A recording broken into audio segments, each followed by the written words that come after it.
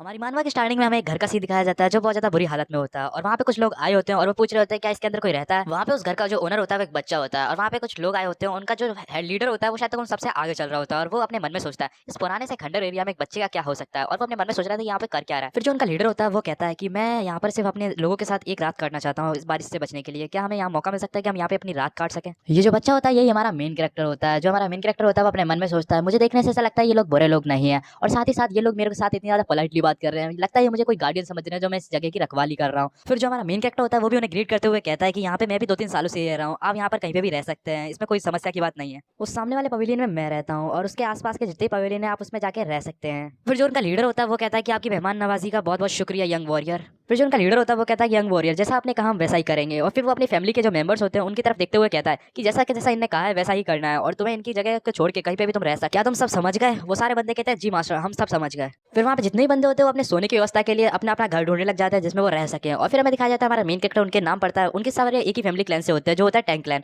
वो समझ जाता है कि सब एक ही फैमिली मेंबर्स मतलब फैमिली क्लैन से बिलोंग करते हैं और वो ये कहते हैं कि मैं बहुत ज्यादा क्यूरियस हूँ ये जानने में कि ये लोग किस तरीके के हैं, लेकिन मेरे पास उससे भी ज्यादा इंपॉर्टेंट काम है कुछ करने के लिए। फिर हमारा मेन कैरेक्टर उनके लीडर को ग्रीट करता है और अपने घर के अंदर आ जाता है। वो कहता है कि मेरा जो काम जो मैं हमेशा करता हूँ मेरा फेवरेट काम ये समय है बच्चों को खाना खिलाने का। अब पता नहीं इसके पास बच्चे कहाँ से है, ये तो खुद बच्चे अभी के टाइम पे, और हमें पता चलता है कि वो जिन बच्चों की बात कर रहा होता है वो इंसेक्ट्स की बात कर रहा होता है। और फिर हमें कहता है हमारा मेन कैरेक्टर बहुत ज्यादा खुश होता है और वो नाच रहा होता है और वो कह रहा होता है कि आज मैं उन्हें खाना खिलाऊंगा और वो बहुत ज्यादा नाच रहा होता है। वो कहता है कि ये खाना खा जो मेरा सबसे बेस्ट टाइम है।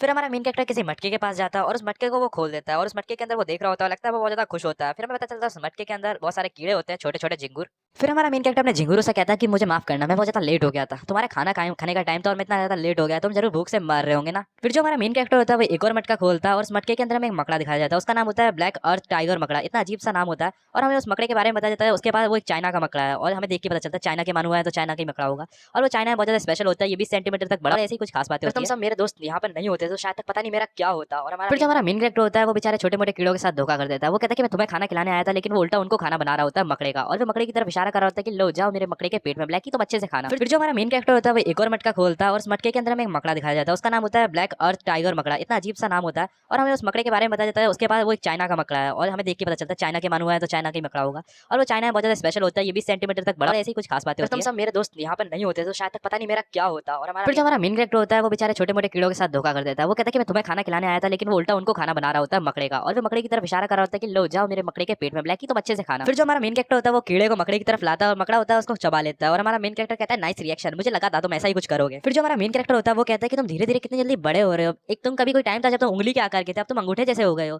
और हमारा मेन कैरेक्टर देखता है कि वो उसको किसी और का ही पेट भरना है। वो कहता है कि अब नेक्स्ट कौन है देखते हैं। हमारा मेन कैरेक्टर एक ड्रॉर खोलता है, उस ड्रॉर के अंदर वो देखता है और वो कहता है कि मैं तुम्हारा बहुत देर से इंतजार कर रहा था, मेरा मन। फिर हमें दिखाया जाता है वो एक चुपकली का इंतजार कर रहा था और वो कहता है कि मैं तुम्हारा कब से इंतजार कर रहा था, लो तुम्हें भी कुछ खाने को देता हूँ। और फिर हमारा मेन कैरेक्टर अपने मन में कहता है, मतलब उनके सामने कहता है कि अगर तुम लोग यहाँ नहीं होते तो मेरा क्या होता, मैं तुम्हारे लिए कुछ भी कर सकता हूँ। और हमारा मेन कैरेक्टर उस कीड़े को बढ़ा रहा होता है, बेचारा कीड़ा कह रहा होता है ये हरामी मानुस मुझे आज मरवा के ही छोड़ेगा। और जो चुपकली होती है वो समझ रही होती है बेचारा उस बेचारे कीड़े को मेरे हाथों मरवाना चाहता है, तो हमारा जो चुपकली होती है वो हमारे मेन कैरेक्टर को ही खा लेती है। फिर जो चुपकली होती है वो जैसे हमारे मेन कैरेक्टर को खाया होता है तो हमारे मेन कैरेक्टर बहुत ज्यादा चिल्लाने लग जाता है। वो कहता है कि लग गई और वो उस चुपकली को इधर से उधर मारने लगता है जिससे उसके हाथ से छूट जाए। हमारे मेन कैरेक्टर को बहुत ज्यादा दर्द हो रहा होता है, वो चिल्ला रहा होता है। वो कहता है कि मुझे याद आ रहा है कि मैं पिछली लाइफ पे भी शायद तक ऐसे ही मरा था, और वो उसको मतलब बहुत बुरी तरीके से चुपकली को हटाने की कोशिश कर रहा होता है लेकिन चुपकली नहीं हट रही होती है। हमारा मेन कैरेक्टर कहता है कि इस दुनिया में आने से पहले इस बॉडी के अंदर तो मैं उससे पहले एक स्ट्रीमर था, मतलब एक यूट्यूबर जिसके 1 मिलियन सब्सक्राइबर्स थे, और मैं बहुत ज्यादा मतलब अलग अलग हरकतें करता था। मतलब जो मेरा मेन कंटेंट था वो पॉइजनस स्नेक्स के ऊपर या पॉइजनस एनिमल्स के ऊपर और बग्स के ऊपर था। लेकिन एक दिन मैंने एक लापरवाही और एक गलती कर दी, उसकी वजह से मेरी पूरी जिंदगी तबाह हो गई। मैं रिकॉर्डिंग कर रहा था, स्ट्रीमिंग कर रहा था, उस टाइम क्या होता है कि मैं अपने ऑडियंस से बात कर रहा होता है। मैंने सोचा कि मैं थोड़ी देर तक ब्रेक ले लेता हूँ क्योंकि उस टाइम मैं बात कर रहा था एक स्नेक की, क्योंकि मेरे 1 मिलियन सब्सक्राइबर हुए थे तो मैं अफ्रीका की ट्रिप से घूम के आया था और थोड़ा मतलब कुछ समझ जाओ।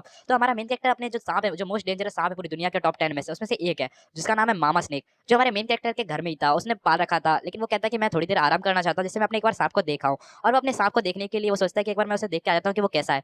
तो वो उस तरफ को जाने लग जाता है जहाँ उसने अपना सांप रखा था, लेकिन वो उसे मिल नहीं रहा था।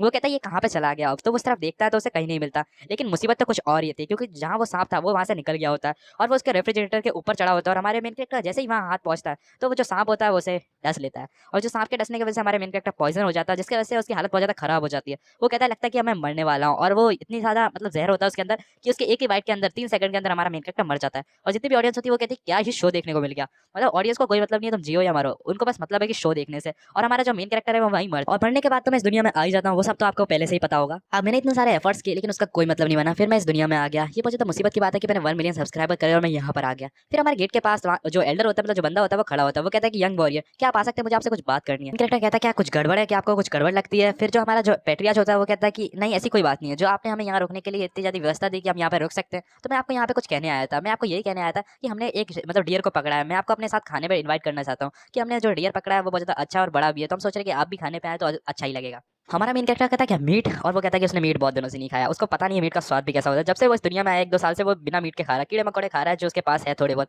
फिर वो कहता है जरूर, मैं जरूर आऊंगा आपके साथ खाना खाने। और पेट्रियाज कहता है ठीक है आ जाइए आप हमारे साथ, हम साथ में मिलकर खाना खाएंगे। और वो उस तरफ निकलने लग जाते हैं जहाँ पे उन्हें खाना खाना होता है। फिर हमें थोड़ी देर बाद का सीन दिखाया जाता है जहाँ पे वो सारे बंदे उस डियर को पका रहे होते हैं और बहुत अच्छी तरीके से भून रहे होते हैं। हमारे मेन कैरेक्टर के मुंह में तो पानी आ रहा होता है क्योंकि उसका मन डियर खाने का बहुत पहले से ही था, बस उसको खाने का मौका नहीं मिला था और वो पकड़ भी नहीं सकता, इतना छोटा है जो। हमारे मेन कैरेक्टर की स्माइल देख के जो पेट्रियाज होता है टैंक फैमिली के, वो भी बहुत ज्यादा खुश होते हैं और वो कहते हैं कि अभी इसको पकने में थोड़ा टाइम लगेगा, तो क्या मैं तुमसे थोड़ी देर तक बात कर सकता हूँ। जब तक ये पकता है तब तक मैं तुमसे थोड़े बहुत सवाल पूछ लेता हूँ इस जगह के बारे में, मुझे उसके बारे में थोड़ी बहुत नॉलेज भी हो जाएगी, तो तुम मुझे बता सकते हो। हमारा मेन कैरेक्टर अपने मन में सोचता है इसमें कोई दिक्कत की बात नहीं है, और हमारा मेन कैरेक्टर हाँ कह देता है कि एल्डर आप जो चाहे वो पूछिए मैं आपको बता दूंगा। फिर जो पेट्रियाज होते हैं वो हमारे मेन कैरेक्टर से पूछते हैं कि तुम यहाँ पे इस माउंटेन में अकेले रहते हो और तुम कितने साल के हो। मेन कैरेक्टर थोड़ा सोचता है और फिर कहता है कि शायद तक मैं 13 से या 14 साल का होगा। फिर हमारा जो पेट्रियाज होता है वो कहता है कि शायद तक, इसका मतलब क्या है। फिर हमारा मेन कैरेक्टर कहता है कि जब मैं छोटा था तो मेरे सिर पे एक एक्सीडेंट हो गया था, उसकी वजह से मुझे ज्यादा अपनी मेमोरी याद नहीं है कि मैं कौन हूँ। फिर हमारा सुनने में ये बातें थोड़ी अजीब लगती है लेकिन इन पर भरोसा किया जा सकता है, हमारा मेन कैरेक्टर मन में कहता है। और फिर वो उससे कहता है कि मुझे भी सही से कुछ ज्यादा कुछ याद नहीं है। और जो टैंक लाइन के पेट्रियाज होते हैं वो कहते हैं कि यार तुम अकेले खुद से रह लेते हो। फिर हमारा मेन कैरेक्टर कहता है नहीं ऐसा कुछ नहीं है, यहाँ पे मैं अपना गुजारा करने के लिए सांप होते हैं उन सांप की स्किन्स बेच देता हूँ जिससे मेरे को थोड़े बहुत पैसे मिल ही जाते हैं। जैसा इसलिए करना पड़ता है क्योंकि मेरे पास ज्यादा कोई खास टैलेंट नहीं है। फिर जो पेट्रियाज होते हैं वो कहते हैं कि सांप पकड़ने जैसे इतना डेंजरस काम तुम कर लेते हो, कितना मुश्किल होता होगा। फिर हमारा मेन कैरेक्टर कहता है अपना गुजारा करने के लिए मुझे कुछ ऐसा ही करना पड़ता है। फिर उनकी कन्वर्सेशन के बीच में एक बूढ़ा इंसान आता है जो शायद तक पेट्रियाज का डैड होता है। वो कहता है कि इसका थोड़ा बहुत हिस्सा पक चुका है तो तुम खा सकते हो यंग वॉरियर, हमारे मेन कैरेक्टर से वो कहता है। और हमारा मेन कैरेक्टर बहुत ज्यादा खुश हो जाता है कि उसे खाने का ही तो इंतजार था। जो ओल्ड मैन होता है वो कहता है कि लगता है तुम बहुत ज्यादा ही भूखे हो, लो ये खा लो। फिर हमारा मेन कैरेक्टर कहता है कि thank you so much Elder, ये बहुत ज्यादा लंबा समय है जब मैंने मीट जैसा मैं कुछ खा रहा हूँ इस जगह पे। हमारा मेन कैरेक्टर मीट खाते हुए कहता है कि ये तो बहुत ज्यादा डिलीशियस है, इसका टेस्ट तो बहुत ज्यादा ही अच्छा है। यही तो होती है खुशियां, अगर कुछ अच्छा खाने को मिल जाए तो पेट भी और मन भी दोनों के दोनों खुश हो जाते हैं। हमारे मेन कैरेक्टर को खाना खाते हुए देखकर जो पेट्रियाज और ओल्ड मैन होते हैं वो दोनों दोनों हंस रहे होते हैं और हमारे मेन कैरेक्टर से कहते हैं। फिर जो पेट्रियाज होते हैं वो कहते हैं कि यंग वॉरियर मुझे तुम्हें कुछ खास बात बतानी इस जगह की, क्या तुमने यहाँ आसपास कुछ अजीब हरकतें देखी हैं या यहाँ पर कुछ अजीब सी चीजें।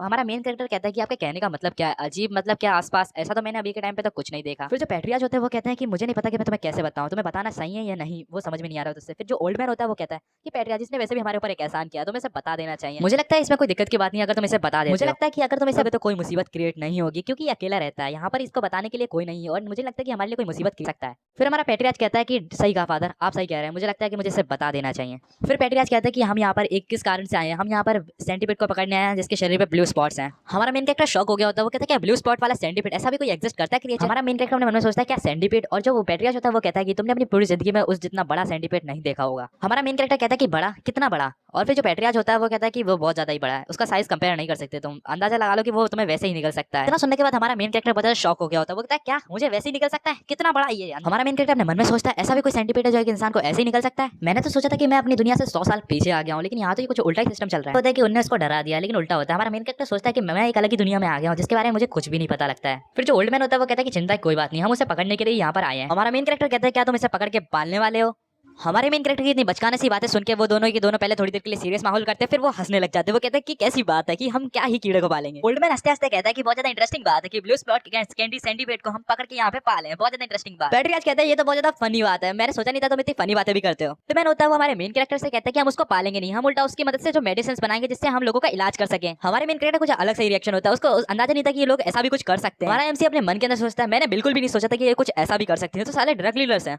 हमारा मेन कैरेक्टर कहता है कि आप एक सेंटीपीड का कैसे इस्तेमाल कर सकते हैं मेडिसिन के रूप में, क्या आप मुझे बताएं। वो थोड़ी सीरियस टोन में आते हुए कहता है कि वैसे तो मैं उस सेंटीपीड को नहीं पकड़ना चाहता था, कुछ हालात ही ऐसे बन गए। जो मेरी ग्रैंड डॉटर है वो बहुत ज्यादा बुरी हालत में है, बहुत ज्यादा बीमार है, उसके इलाज के लिए मुझे उस सेंटीपीड की कोर की आवश्यकता है। अगर मैं उसकी कोर ले मेरी जो ग्रैंड डॉटर है वो बच सकती है। हमें इस कोर का भी थोड़ा सिस्टम बताया जाता है। ये कोर होती है जो स्पिरिचुअल बीस्ट होते हैं, वो अपने पास आसपास के नेचर से स्पिरिचुअल एनर्जी को कलेक्ट करके अपनी कोर बनाते हैं, उसी को स्पिरिचुअल कोर कहते हैं, जिसके बारे में ये बात कर रहे हैं। हमारा मेन कैरेक्टर कहता है कि आपकी ग्रैंड डॉटर, फिर जो पेट्रियाज होता है वो कहता है कि हाँ वो मेरी बेटी है। हमारा मेन कैरेक्टर अपने मन के अंदर कहता है कि देखने से ऐसा लगता है ये उसको कुछ भी खिला देंगे, ये बिना जाने कि उसकी कंडीशन कैसी है। अभी वो मरने की कगार पे, अगर उन्हें ज्यादा ध्यान नहीं दिया तो वो मर जाएगी। सेंटीपीड का इस्तेमाल किया जा सकता है मेडिसिन बनाने में, लेकिन जो अपने उनके पेरेंट्स है वो यही चाहते हैं कि उनका बच्चा सही हो जाए, तो वो पूरी कोशिश करेंगे अपने बच्चे को बचाने की।